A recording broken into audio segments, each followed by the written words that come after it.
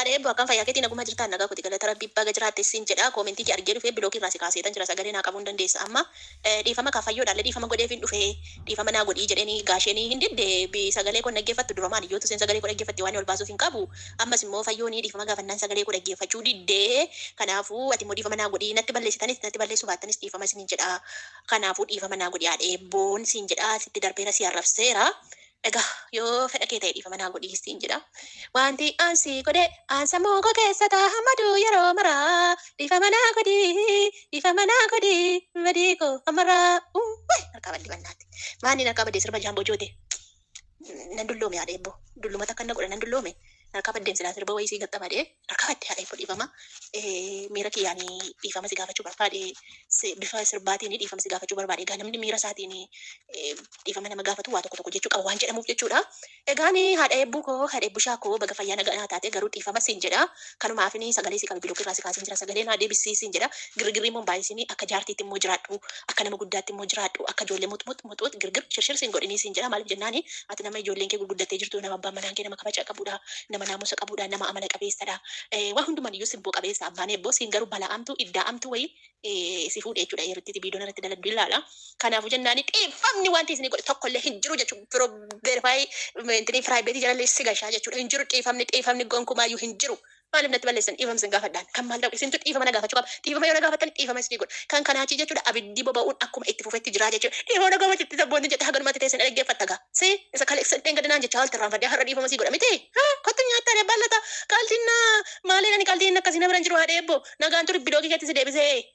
Iji gamnaa dura bu'aa jedhan kaa iji gamnaa waan dura bu'uuf amma ija gamnaa rukuttee tokko boochiftee dhufuu keeti kaa iji gamnaa waan dura bu'uuf gudii kee iji gamnaa dura bu'aa jedhan iji gamnaa dura bu'aa kanaaf icciitii waan na bira jiruuf daftee fayyootti ergiti jetteet fiiddee dhuftee fayyoon maal ittiin itti seetanii icciitii kee borbiidoodhaan siifan fida jetteenitti.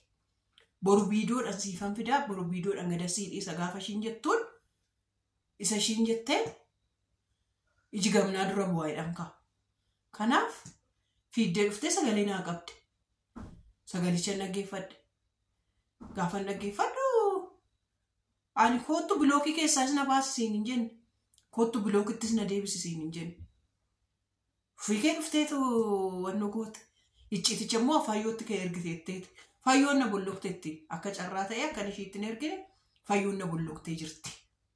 Kanaaf badaadhuma yaadda'in. Si jala icciitii kee ani icciitii kee sana bira jiru ani eenyuttuun yoon dubbadhe illee gadi ba'ee yuutuubii koo irratti anasitti dubbadha malee ani namatti dabarsee icciitii namaa dabarte. Namatti dabarsee hin kennu bilbila namaa jedhi icciitii namaa jedhi ani namatti dabarsee ta'uu kennu. Yoon dubbachuu barbaade yoon arrabsuu barbaade arraba koorraa anarraa dhageessa.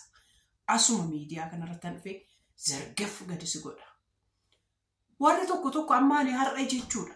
Dhiisee viidiyoo shiyyuu hin hojjetu jedhee dhiiseera. Waa'ee isaanii bakka maaltu nagashii bakka fayyoodhaanis dhiisennaan fayyoonis na bollokte miti. Sabboontuudhaanis dhiisennaan sabboontuun na bollokte miti. Waa'ee isaanii dhimma isaanii dhiisee dhimma mataa kootii fakkeenyaaf har'aa waa'ee aartii irratti waan ani TikTok irratti argu waan ani ittiin bashannanaa jiru waan sin bashannansiisu jedhu sinii fidee sinii maxxanse. Maaliif nan arrabsineedha? Waan ani ittiin si arrabsee hojjedhu koo baay'ee viidiyoo baay'ee gadi lakkiftan bara. Fayyoonis achi jira yaada piraankii mataa isaa irratti hojjete haadha manaa isaati. Piraankii miti yoo barbaade akka barbaade gochuu hin danda'a. Isa irratti hojjechuu nan danda'a ture. Ishii ati immoo piraankicha hordoftee wayyoo jettee xobbi si godhee gaafa si utaalchisaa akka tokko si gochaa viidiyoon kee jalqabaa eenyu harka bu'e haala harka bu'e ilaalee fixee isa irratti hojjechuu nan danda'a ture. Ishii jedhe viidiyoo lammaffaa gadi lakkiftee irrattis hojjechuu nan danda'a ture. Niise bakka nan dhiisee gaafa niisu amma garuu akka tan hin dhiifne sagalee naa qabdi. Akka hin dhiifne jechuudha. Akkan si arrabsu akkananii icciitii kee si baasuun barbaadda jechuudha bara. Akkanan icciitii kee gadi zaraggafuun barbaadda jechuudha. Si barbaachisa jechuudha. Maal jechuudha? Kommentaataroonni tokko immoo akkuma ishii kun ishiinis dhuftee keessa ani dulluma koon ganne bar jaartiidha dhugaadha jaartiidha. Jaartii keessa jaartii qenne ishii bara kana. Jaartii bara kana qenne ishii godhu. Ilaa gaaf tokko meekaappii hojjetadhee jechuudha. Ijoollee waggaa 18 isinii fakkaadhee dhufuu nan danda'a. Eeggadhaa yeroo dhiyoo keessatti. Gatiin fuulumallee fuulumti kollee fuula naachuraaliidhaan jiru jaartii naan jettu. Gatiin hidhii kan hin dhumneef moo gatiin kan hin dhumneef moo gatiin fiiltarii akka samboontuu fa'aa fiiltarii keessa dhokanneef. She is natural. Okay? This beautiful. This beautiful.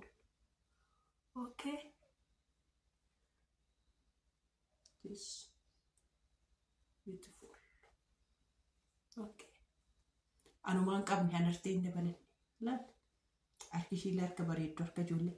Durii koo maal alangaa fakkaattee turte dhugaa rabbi. Harka koo. Harka alangaa dhugaa rabbi. Harka alangaan qaba. Harka alangaan qaban. Fuulas fuula alangaan qaba dhugaa rabbi. Doonii kaappii dibadhee. Gadda nagarree jireenyi baay'ee uqqisee baay'ee EBS irratti warri ilaaltanuu jiraattan. Meekaappiin akka fuudhee waan nama godhu argitanitti miti jiru. Ofii keessanii waan daaraa laqallaqattanii akkana baatanii sobdanii ijoollee ol fakkeessitanii jaartii namaan jettu. Umurii anaaf kenne isiniif haa kennu gaafan isiniin jedhu amiin jedha. Garuu isa naaf kenne isinii kenne immoo asuun dhaabattanii maraattanii baddu. Dhugaa rabbii maraattanii baddu. Keessattuu kommentaataroonni baalagoonni. Dhugaa rabbii.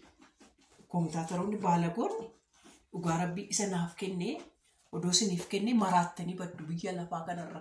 Akka koollee akkanas dhuftanii viidiyoon hojjettanii akka koo kanallee akkana dhuftanii ani haadha cimtuudha fiin jettanii haadha cimtuudha isheen. She is my mother. Maazariidhaan jechuun haadhadha. Haadha keessayyuu haadha. Haadha eebbuu. Isheen amboru mucaan kun amboontu. Haati koo akkas naa goote jettee annaan boontu haadha eebbute. Jaartii gaafatanii nama arrabsitan jechuudha.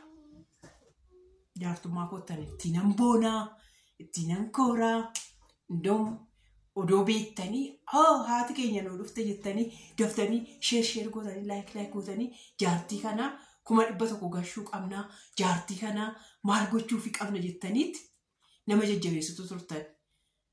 Gatii isin immoo nama cabsitanii akka namni golatta osoo leelleebuuf jaartii nama jettanii nama shamaa qabdu. Odoo beektanii jaartii keessan ofitti qabdanii kunuunsitanii jechuudha. Haadha keenyatu akkana dhufee haadha keenya jajjabeessuu qabnaa. Haadha keenya sirriitti haadha cimtuu jennee subscribe ishii guddisuufi qabnaa, share ishii gochuufi qabnaa, viidiyoo ishii ilaaluufi qabnaa, view guddaadhaan ilaalamuu qaba jettanii ofitti na qabdanii silaa eessa na geessitu turtan. Maal godhurre? Carraan nama arrabsitu.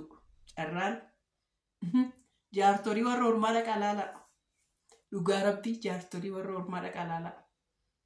Jaartorii warra ormaa viidiyoo tokkoon subscribe 67,000 fidatte. Nama dubbisinaa dubbachiiftanii.